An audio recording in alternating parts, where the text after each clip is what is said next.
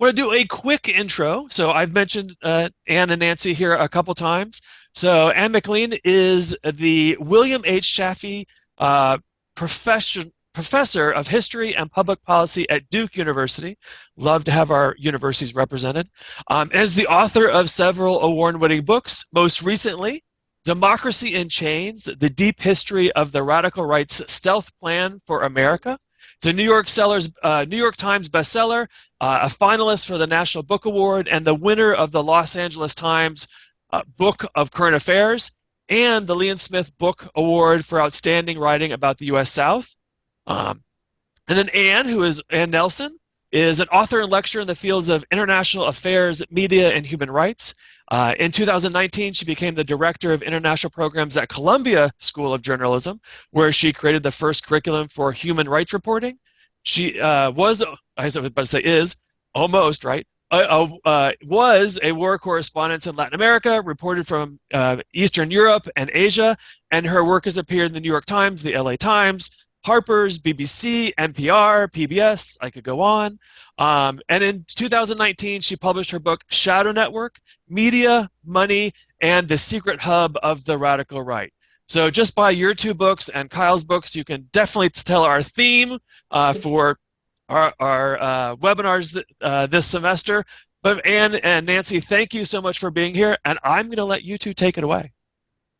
All right, great. I think you had said I was supposed to go first. So I just want to thank you, Kevin, for all your work on putting this together. And I want to say it is great to be with you all from the Secular Students Alliance. I wish you had existed when I was in college. I don't know, maybe you did and I wasn't aware of it, but it's great to be with you and really excited, even though it's Grizzly, to talk to you tonight about the all-important Project 2025. And the reason I think it's so important to have this conversation is that it underscores the enormous stakes of the approaching election, which is now 48 days away. So before we get into I check regularly when I speak now. But before I get into the substance of Project 2025, let me just say a little bit about its context.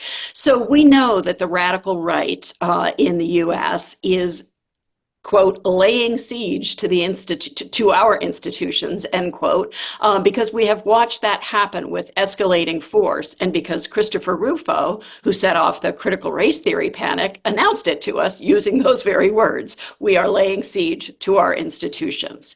Rufo has gone farther, saying that conservatives for too long have been resistant to attacking the credibility of our institutions. Again, that's a quote. So that is, this radicalized right is systematically disrupting and seeking to remake institutions that were previously beyond their control that might prevent their victory. So we see this laying siege to the institutions from K through 12 education to higher education to public health, scientific research, election administration, and government writ large. They're even talking about another shutdown as we meet. And they're doing this, sort of barraging these institutions for a reason: to serve an ultimate end game.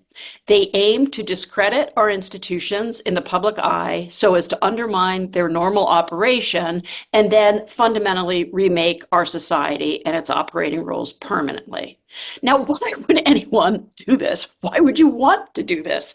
Because these institutions they are laying siege to are institutions that uphold democracy.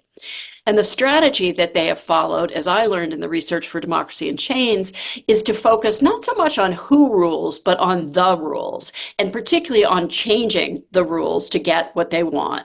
So we've seen this applied on many fronts with escalating force after 2010, from the most radical and sophisticated gerrymander we've ever seen in our political history to hold on to power at the state level, to voter suppression in the states they control, to union destruction, stopping action on the climate, and much more. And now they're going kind of full bore reactionary populist since President Biden and Vice President Harris took office. And I think the ugliest sign of this is what I can only call Nazi-like efforts by Donald Trump and J.D. Vance to use what they know to be invented false stories and rumors to suggest that Haitians in Springfield, Ohio are doing terrible things, or that Venezuelans in Colorado are doing these things. This is pure out of a 1930s playbook. It is really, really ugly stuff. But now, having softened the ground with all these other measures and these rhetorical attacks, the right is moving toward its final endgame. And if they manage to win the presidency in November, they plan to go for the gold, for lasting change that cannot be reversed because it will be locked in. So Project 2025, then, to come to the subject of tonight, is the centerpiece of that plan. Its creation was led by the Heritage Foundation, which has been producing these manuals for Republican administrations since Ronald Reagan was elected in 1980. And the two men who co-founded the Heritage Foundation made clear from the outset whose interests it would serve. Paul Weyrich, who plays a prominent role in Bad Faith, the documentary, if you've seen that. Paul Weyrich was the leading architect of the religious right to amass the voting bloc to ensure right-wing power. And Ed Fuellner, who also ran Heritage for 4 decades, was a Wharton Business School alum and a kind of neoliberal true believer who wanted corporations to be freed from regulation and taxation, so freed from real accountability to the public. So Project 2025 is a nearly 900-page how-to user manual for the next Republican administration, which they expect to be a Trump administration. The key funders of this, as I know from research that Anne has done, are vast dark money donor networks built by Charles Koch and Leonard Leo. So what you see coming together here is exactly what you see in Bad Faith, too, this kind of fossil fuel plutocrat, theocrat alliance. Together, Koch and Leo have already funneled in over $22 million to Project 2025's development. So it's not surprising that over 100 organizations on the right have signed on. They exist to enact the donor agenda, after all, and the donors want corporations freed of accountability and Christian nationalists rewarded for their votes with the power to dominate the rest of us. So Project 2025 is a very long and detailed document with dozens of chapters and hundreds of specific recommendations. But here are just some headline items, and I'm sure that Anne will share some others. But at the centerpiece of it is a plan to purge at least 10,000 and up to 50,000 committed career civil servants and replace them with vetted political loyalists, election deniers to boot, so that there will be no obstruction coming from those committed to the missions of their agencies, as there was in that first chaotic Trump presidency. They also plan to dismantle nearly all environmental regulations, climate action efforts, and the like, basically the things that dirty corporations don't want. That those will be gotten rid of. They will revoke long-established civil rights for people of color, for women, and for LGBTQ Americans. They call for ending public health mandates. They want to prevent even recommendations of mask wearing and vaccinations in what is an escalating climate of communicable diseases as the climate crisis proceeds. So this is crazy stuff for most of us, but it's in keeping with the libertarian dogma that other than armies, courts, and police, all government action is unjust coercion. Project 2025 would also make educational censorship the law of the land. All of America will be subject to the type of don't say race and don't say gay laws enacted in Florida, Georgia, Montana, and other Republican-run states. They also will abolish the Department of Education and send federal tax dollars to fund Christian nationalist private schools, further starving public schools of tax revenue. Needless to say, you can forget about accommodations for students with special needs. And another core element of this plan is that it would grant the president hitherto unheard of powers, including control over the FBI.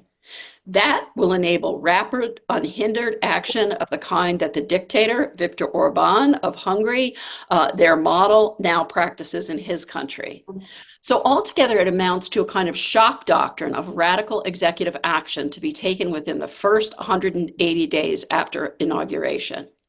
It would remodel our government to make it like Viktor Orban's regime in Hungary, and essentially turn Christianity, not Christianity, I should say, their version of Christianity, into a state religion.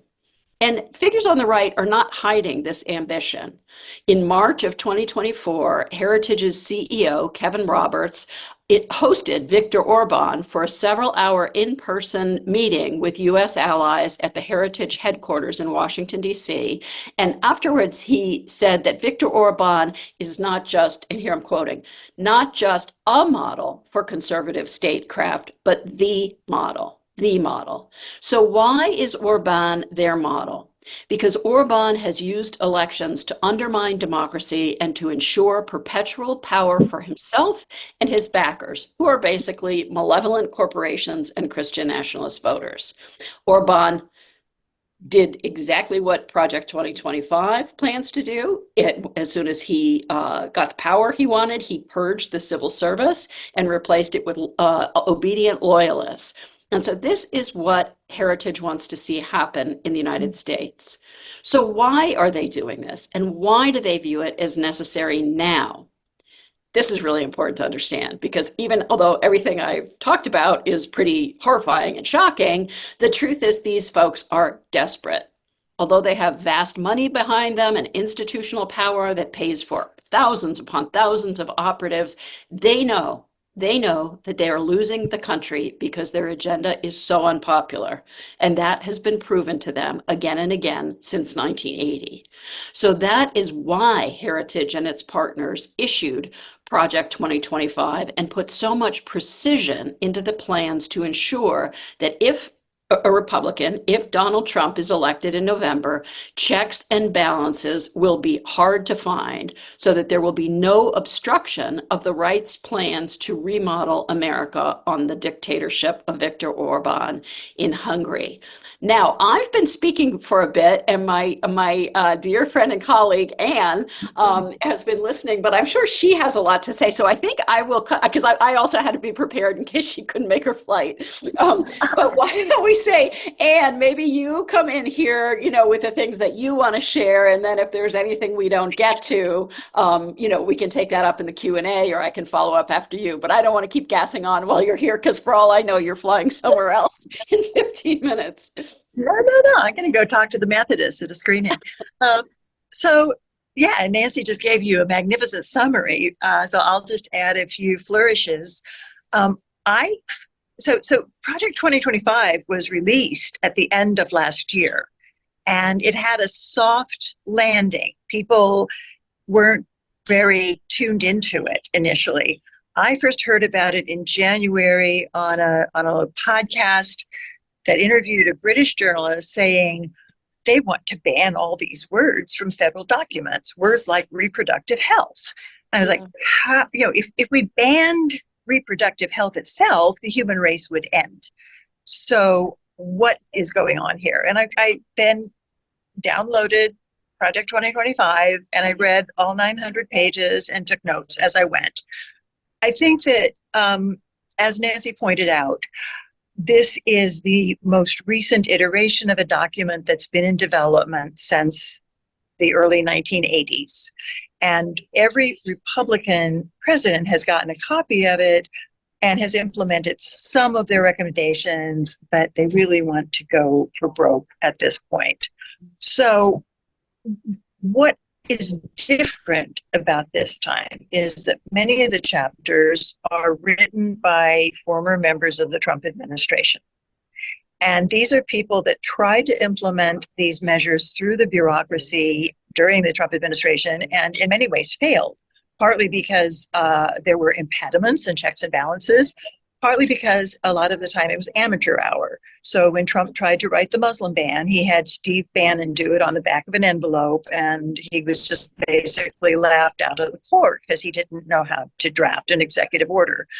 What these people do, and you see it in the Council for National Policy's depiction in bad faith, is that they learn from their mistakes. Mm-hmm. So once they fail at something, they go back to the drawing board, they see where the obstacles were, and they address them. So you will find a document that's much more elaborate and much more adept at anticipating the obstacles this time around. Something else to know about it is that it has over 100 supporting organizations. And the majority of these are either linked to the Council for National Policy, or they are funded by the Cope Network and or the Leonard Leo donor network. So you also have the DeVos family as major donors for the Council for National Policy organization. So they play a role, as well as one of the newer kids on the block, the Bradley Foundation, which has been operating for a long time out of Milwaukee, but has been more aggressive, especially in election denial activities. So these are people that are not amateurs. They've been inside the bureaucracy and they know something about getting through the administrative obstacles. And that's one reason why this purge of tens of thousands of federal employees is written in the way that it is. I think that if you had the president executing it, they could actually accomplish it, which is stunning to people who have had these positions. And, we're talking about really, scientists and people with advanced degrees and dedicated public servants who have been at their jobs for many years and care intensely about them, and could probably make more money in the private sector. And they're anticipating losing their jobs and their careers, and in some cases their homes, in a political purge of the like that this country has never seen. So this is a really, really radical document. Now, having read 900 pages of it, I can tell you that it is intentionally obtuse. So there are pages and pages of it that are just in this bureaucratic verbiage. And some of it, is just like common sense. It's like, oh, we should make the agency more efficient. Oh, yeah, well, who's against that? Fine, make it more efficient. Great. And then it drops in these zingers. And so I would say that there's enough in those 900 pages, if you find the zingers, to address any specific population. So, for example, last night, I was speaking to a group of people in a rural area of Wisconsin, in a town of 3,000. A lot of these people are older. It's a poor area of Wisconsin, and they would not be aware that this would take aim at Social Security benefits and Medicare. Yeah. They are, a lot of people in this community respond to Trump and the yard signs, and if they suffered any effect on Social Security and Medicare, their communities and their individuals would suffer terribly. The school voucher systems, what they hurt the most are rural schools that are already underfunded. So in this area of Wisconsin, people, may have to travel many miles to a hospital. If you go after the taxpayer revenues for public schools, you have schools that are closed and can't function. And then you have kids who have to ride hours on a school bus just to get, to first grade.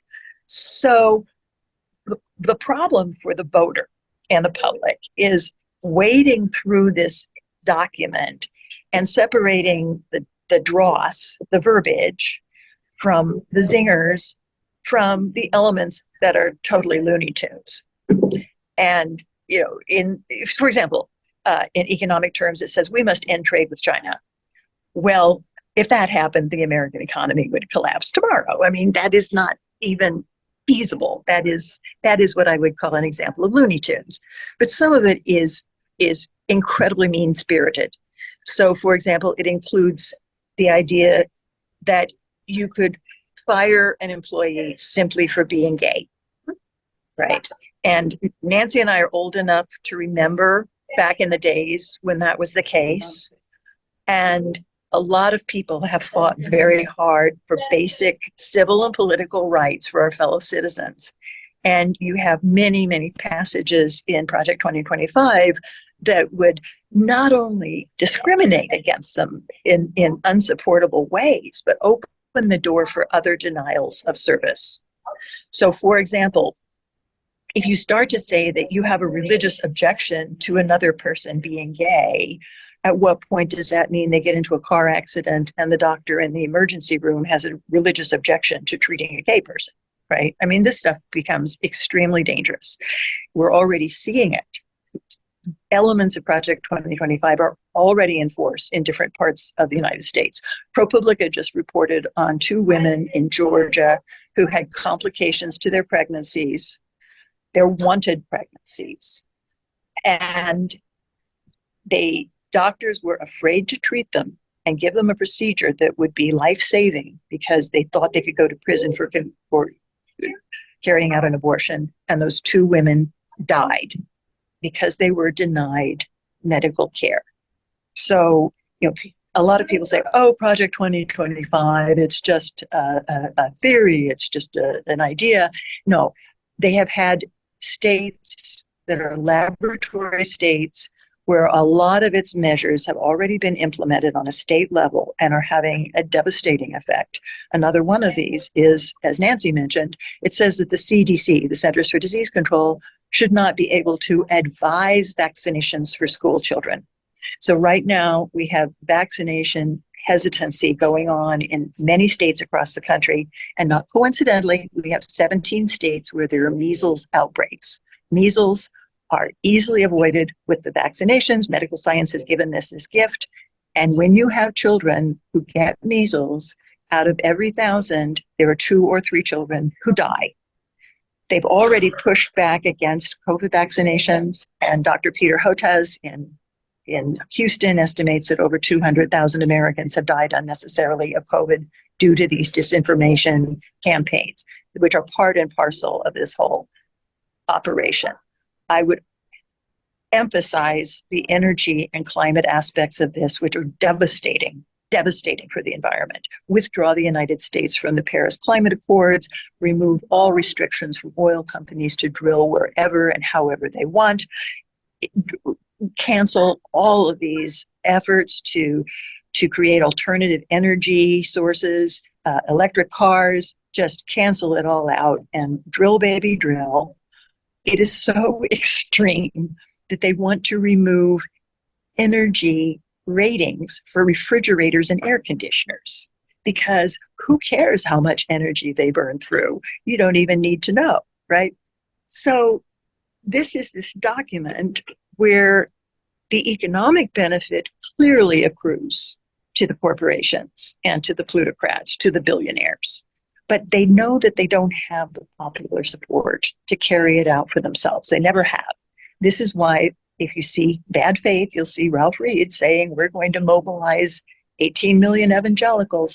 And they're not going to do a tax policy because the tax policies are actually detrimental to these populations. They do it with these social policies, and they build the social policies on lies.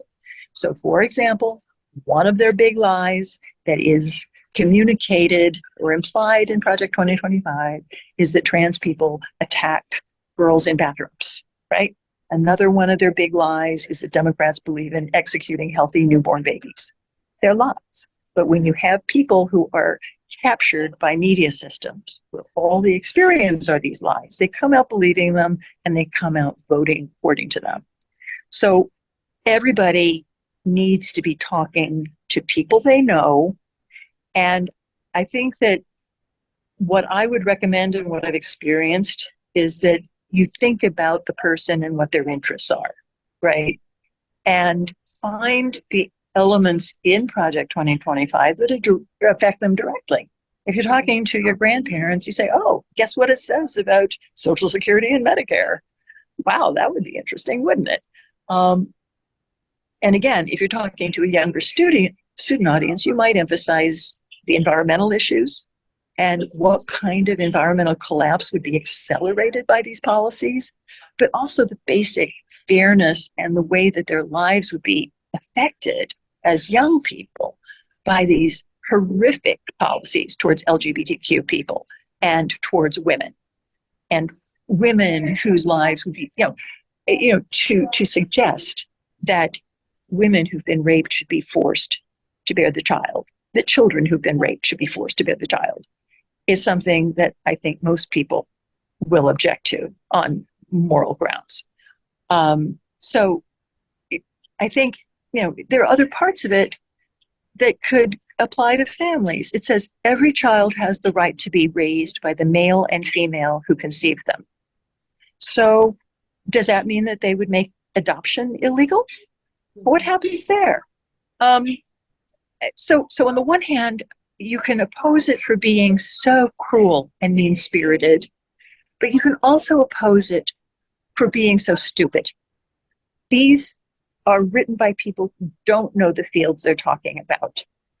The elements that have to do with women are not by people who are gynecologists and obstetricians, quite obviously. And I have a friend who's a Republican high-risk obstetrician in Kansas who is furious because she says, I'm being told how I can and can't practice my medical profession by legislators who flunked high school biology, right? And a lot of people don't realize that there were these gains made in the 20th century that we have all profited from. They involved federal law and they involved federal administrations. So you had the labor unions winning rights, you had Social Security and Medicare essentially launched in the New Deal. You had the civil rights movement in the 1960s, you had the highest income equality in the 1970s. And these are the advances in our society that made so much possible for so many of us. They want to roll back history to before any of these were enacted. And basically, we've got 48 days to talk to Americans and to say we don't want to go back there. So that's my 2 bits. Right. And as my camera goes, so thank you so much for sharing that. And there's, I mean, I think the breadth of the document you've given, and you've given a lot of good tidbits in there that really show us how it impacts us, how it impacts, I think, all Americans, which I think is extremely important. We do have some questions which I would love to start getting to. I'm going to combine two from Maximo and from Dustin. So it was what were the precursor documents to Project 2025, and then what sort of specific of the central Project 2025 document, where did that come from, and then how did that get released to the public? Well, with the precursors, I mean, the official title for Project 2025 is Mandate for America, and the precursors had that same title. They just, came along every 4 years. So the second part was what?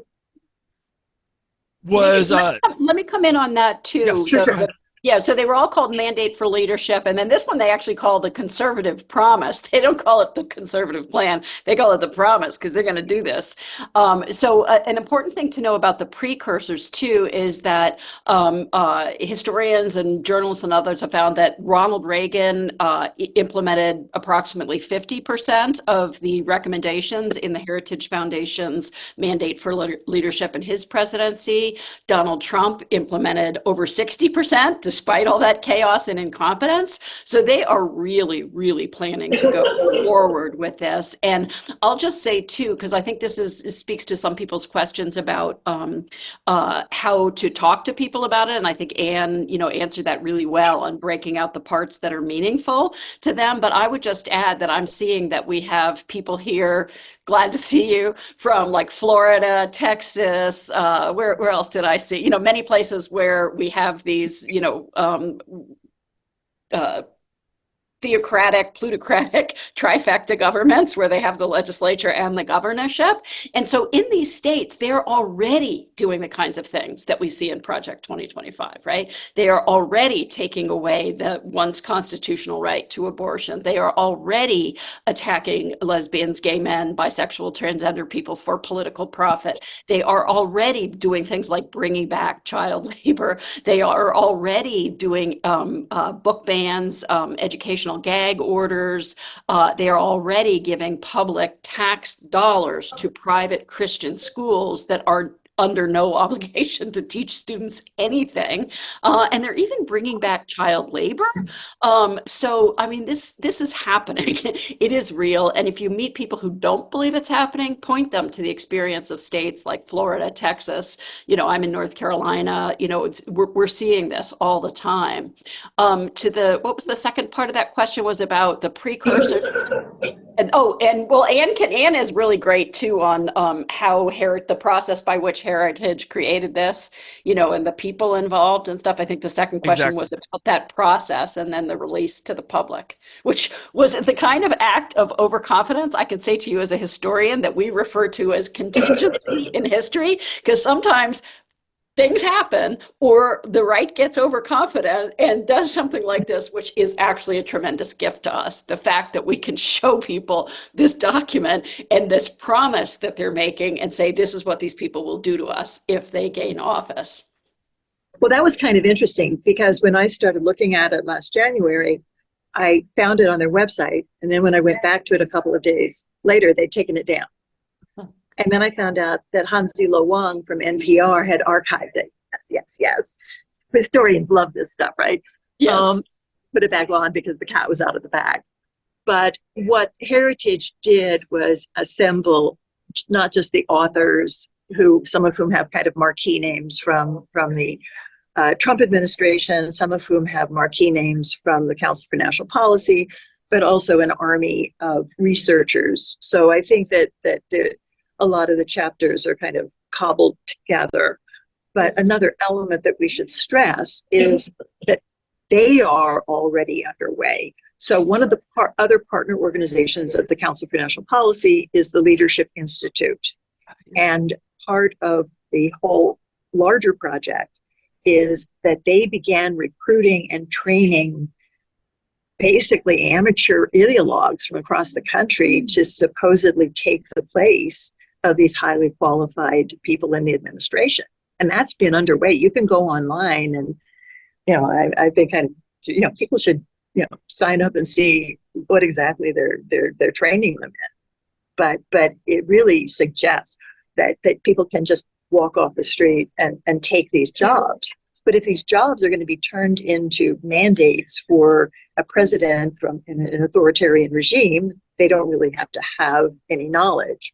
But, one of the things that they want to close down is NOAA, which is a scientific weather advisory service. It helps to let Americans know when hurricanes and extreme weather events and fires are occurring. You don't just plug in somebody into those scientific roles, but of course you don't need to because they're going to close it down because who needs to know about extreme weather events, right? I find these things unimaginable, but there they are. Yeah. Have to unmute there. No, I think that's a great example, and I think, as sort of you both alluded to, they've always been sort of a little cocky in publishing these things so everyone can read them. And Project Blitz was the same sort of thing. Like, let's just put this up, and fortunately that we then are can show or are aware, can plan, and it's very easy to educate people because they just go to this website, they have it up online. Yes. So another question. From Liliana, she says, my family believe in Trump. They believe he's not related to Project 2025, and that he would never actually implement the stuff that's in the project. So can you speak to a little bit of that, or what you would say to someone who believes this? Well, there's a photograph of Trump sitting with this fellow who heads the Heritage Foundation that he supposedly doesn't know, and they're on a plane together grinning at each other. So that has been widely published.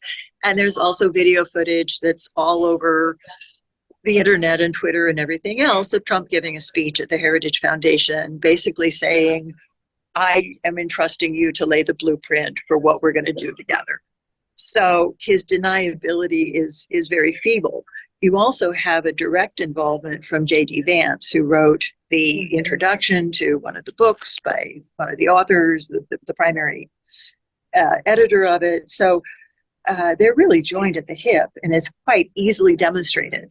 Now, for Liliana, I think it would be interesting to just kind of sit down and pull these examples and show them to people and say, look, they're involved, right? And it's not unusual for him to change position, shall we say, rather quickly when it is convenient.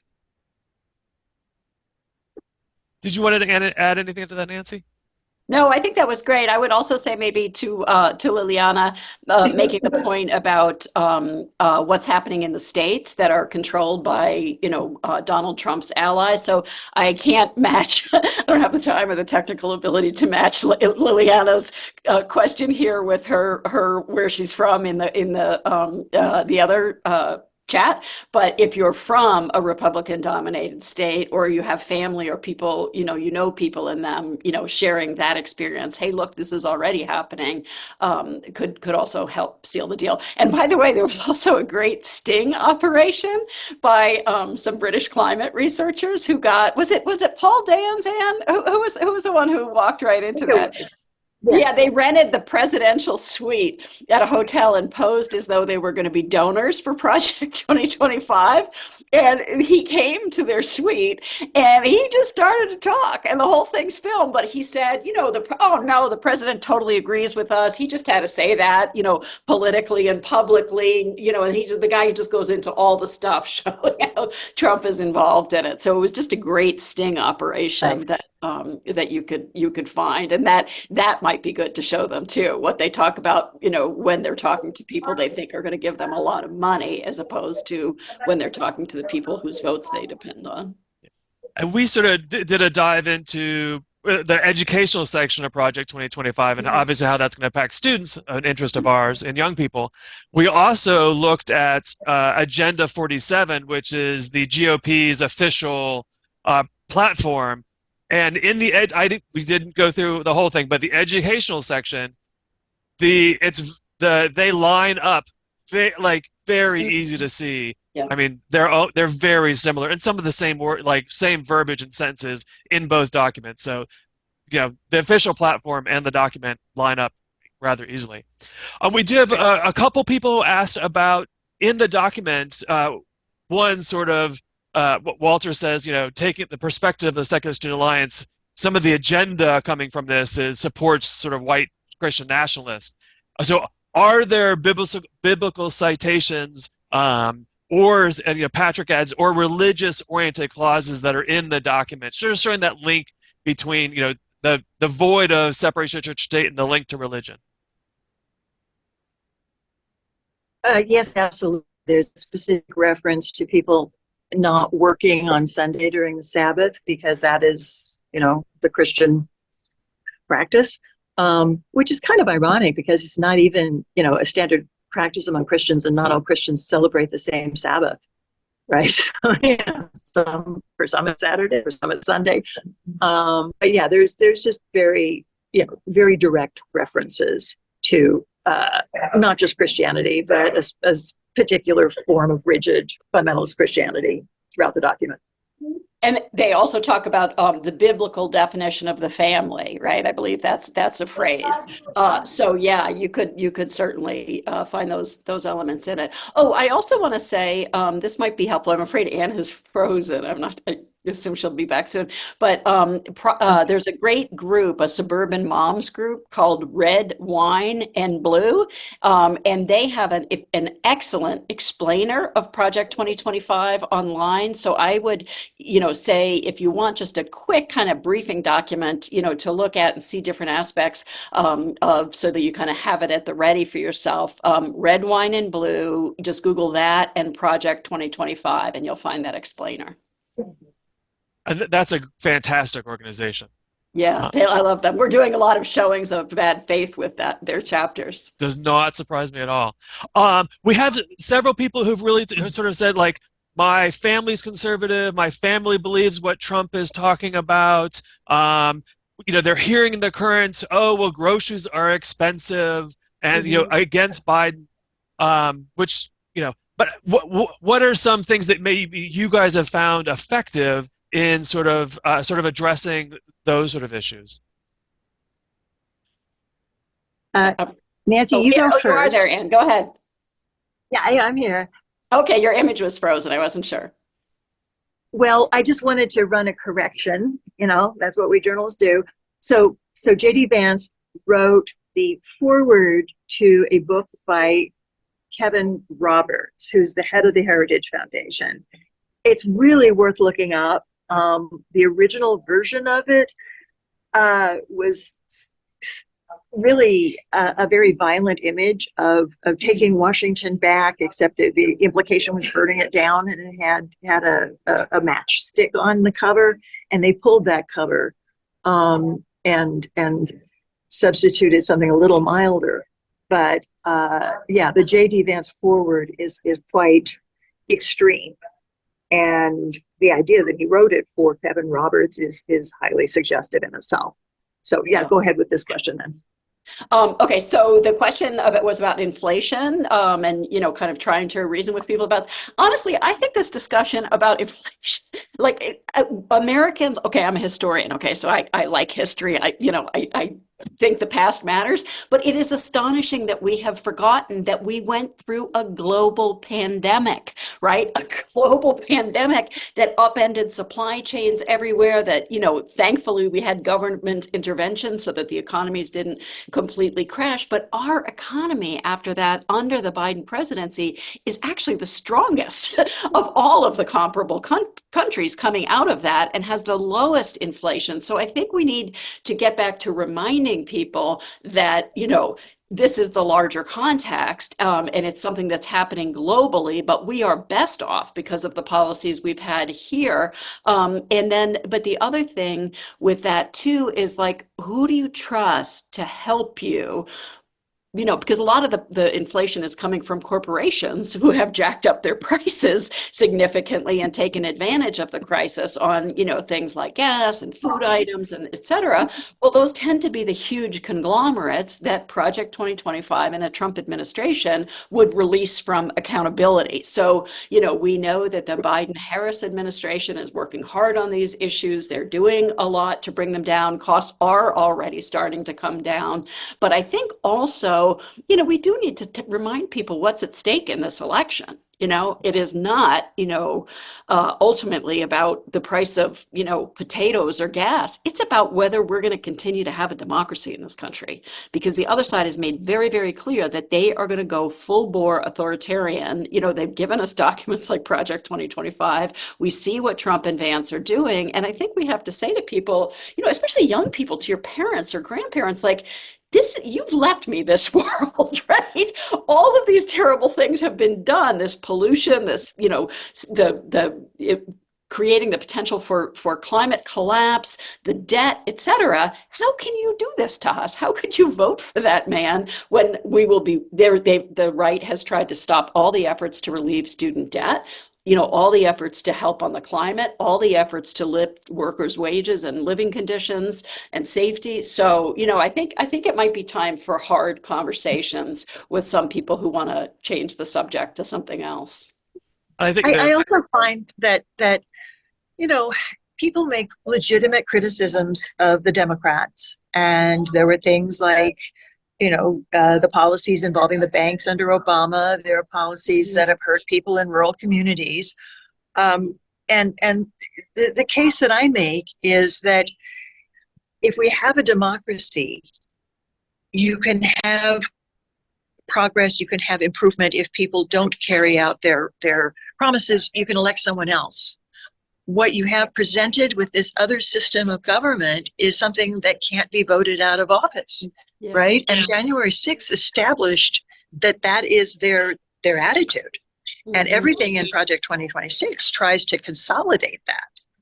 So, I think that, you can talk about America as an experiment that is a flawed experiment, but you can attempt to achieve progress.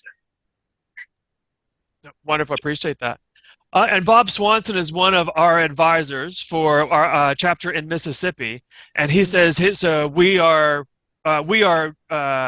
having student chapters all over the country showing bad faith on their campuses and garnering conversation.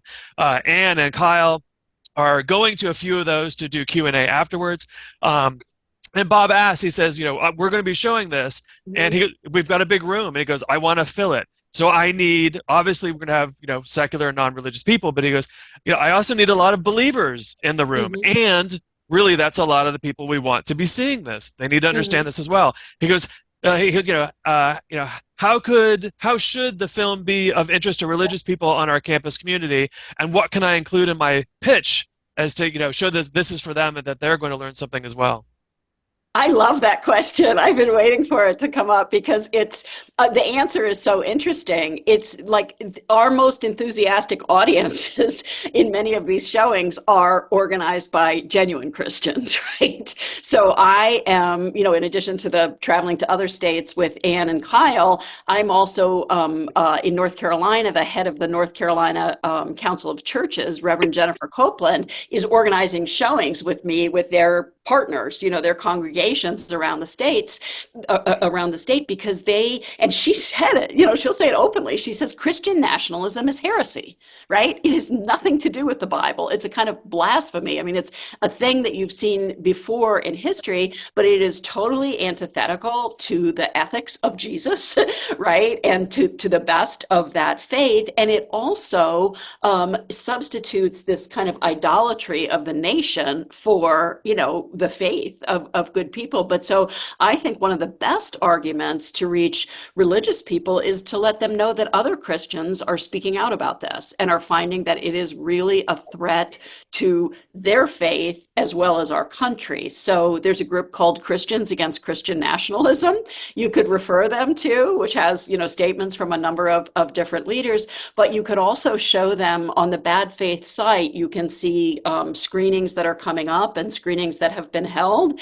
And I think they would be really pleasantly surprised to see how many have been with faith audiences, including Jewish audiences as well. Many synagogues have hosted this, but all kinds of Christian, Protestant in particular, organizations have been showing this because they see it as such a threat. And that's true, I think, Anne, right, of all the mainline denominations. I mean, we've had Methodists, Baptists, Presbyterians, Episcopalians, others Unitarians. Church of Christ.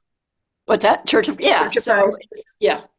So I was at a really interesting screening in Tulsa. I'm from Oklahoma, and the synagogue offered to host it, but they invited 17 other faith groups to co-sponsor it, which was brilliant. They all said yes. And this is Tulsa, Oklahoma. Okay. I mean, this is, and the screening had over 500 people there. And they're asking for more screenings. So I would definitely reach out to the campus branches of the mainline churches, like the Wesley Foundation and so on.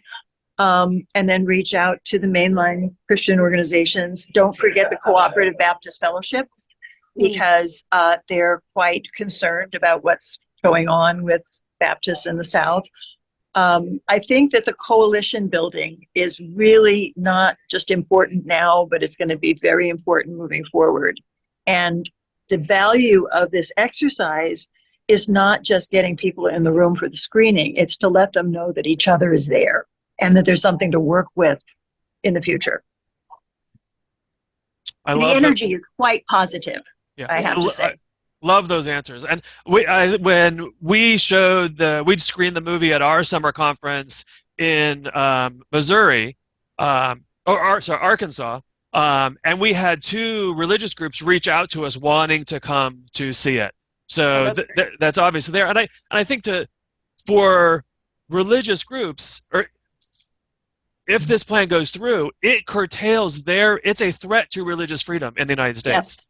So they will have to describe to one particular person's idea of what their religion is. So their Christian, whether the Methodist or their religious freedom is at jeopardy here as well. And the right to practice their religion as they know it. So I think that's also really interesting, because even if you're dealing with people who have different prejudices, you could say, if you're a Baptist, do you want the Catholics telling you how to worship? Do you want them imposing their prayer books on your kids, or vice versa? If you're Catholic, so I think that a lot of Americans don't think that far. Mhm. And right now, I don't know if you followed it, but in Oklahoma, the superintendent of schools is saying that he requires a Bible in every classroom of the public schools. And now the Whose Bible? conversation Which is Bible? which Bible? Because different denominations use different Bibles. So having these things pushed down people's throats is not popular. I also wanted to respond to the participant from South Carolina. I agree that the hardcore people are not necessarily persuadable. I've been involved in some media research that says that of the people who watch Fox News, they may be locked in. The people who listen to NPR are already converted. It's the people who watch the networks that ABC, NBC, and CBS that are persuadable. But the other thing to remember is, as the film points out, 40 to 50% of eligible Americans vote. Others don't vote, and half of them aren't even registered. So that is a huge pool of voters that are sitting it out. A lot of them feel that they don't understand the issues well enough. They feel nervous. One of the most effective things you can do with these people is to say, I will help you make a plan to vote. Yeah. I will tell you what some issues are. I'll give you League of Women Voters, whatever, voting guide, tell you where you vote, when you vote, how to vote, and just gently and kindly lead the way. And that seems to be one of the most effective things you can do. Could I add a little footnote to what Ann just said, which is so important about, getting people registered, making sure, they know how and where to vote and everything. But another thing, particularly because you are a student alliance, is to make sure that student IDs in your state will count for voter registration, right? Because we're finding in North Carolina, we've got a real crisis. Duke and the University of North Carolina system went to digital IDs, thinking that was the environmentally better thing to do, and students would have them and not lose them. Well, our Republican legislature is saying that those aren't official, that they don't count for voting purposes, the digital IDs. So now these institutions have to rush out, tens of thousands of physical IDs. So I would say, for all of you who are on campuses, that is the first thing to check. Find out if your student IDs count in your states, and if not, talk to your administrations about getting IDs that will work, and also, helping other students be aware that because of our crazy system of voting in this country that comes from our Constitution, which had all kinds of not good reasons for leaving voting to the states, there are all these different laws, and we also have the Electoral College. So sadly, this election is being waged in essentially 7 states, not the rest of the country. So if you go to school in one of those states and you're not already registered in your state, that's a really important thing to do, to register where you live, where you've committed to spending 4 years, and where your vote will have a power that it won't have if you're in, a totally red state or a totally blue state. And I'd like to add that none of this is a coincidence. They don't want students, especially from big public universities, to vote because they feel quite rightly that those votes may not go in their favor. So they have been taking all kinds of crazy measures to prevent students from voting. You see it all across the country. So push back. Yeah, and completely, yes, the voter suppression for college-age students has just been off the charts. And I think last year there were 133 voter suppression bills passed. Young, old, people with disabilities and communities of color are the sort of the main targets of that. And I would say we send out information to all of our students. We've had obviously a big voting push this year. We sent it on how to check to make sure that you can go to vote.org and check to see if you are registered, check on your registration status. If you need to register, you can do that. It usually takes about 2 minutes in most states. And you can also, they're usually linked to your local guides or your state guides and find out what's going to be on your ballot so you can do research ahead of time, which we strongly encourage. And we have a lot of, I think, Bob Swanson, who wrote in, their chapter is showing bad faith and doing voter registration drives on campus, which we have multiple campuses doing. So a lot of our chapters are combining these two things, like let's educate you and then tell you how to vote because this is going to affect you. And I'm glad that you, Anne, I was going to bring up Sue's question from South Carolina, so I'm glad you did that as well. We are running out of time quickly. So one, thank you so much. I really appreciate Anne and Nancy being here and everyone for joining us on the presentation as well. We could have lots of conversations. We did have Where Can I See Bad Faith? One, they have a website that does list they try to have all their screenings on there. We will send out a copy of this this video for you. In there, I'll put a link in where you can go and look to see if there is a screening in your community, because I think, as you know, Anne and Nancy said, seeing this together and knowing there are other people is powerful.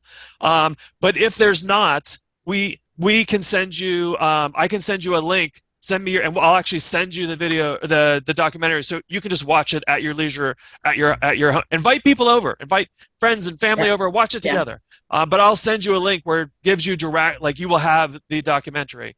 So we're happy. And if you have other people who should watch it, it's streaming on Amazon Prime, YouTube, Apple TV, and Tubi. And Netflix, I think, as well, and for like 95 cents or something. So low cost, but as Bob said, and I think Anne emphasized earlier, it's really good to see this with other people. I mean, it's like watching a horror flick. If you're on your own and you don't have anybody to talk to afterwards, because it is pretty alarming what's happening. I mean, there are great people in the film like Reverend Barber, and others who represent a way forward, but it is so good to see this with other people and then immediately go into a conversation about what can we do about this, what is our action plan. Well, wonderful. Thank you so much. And again, we will be sending out an email with the video and some additional links for Bad Faith and some of the things that we've talked about. So thank you so much. I really appreciate your time, Anne and Nancy. So have a wonderful trip to wherever you're headed to next. And I know, Nancy, I know your schedule is moving forward as well. So thank you very much. And thank you all for coming. Thank you. It's great to be with you tonight. We can do this. Yes. Take care.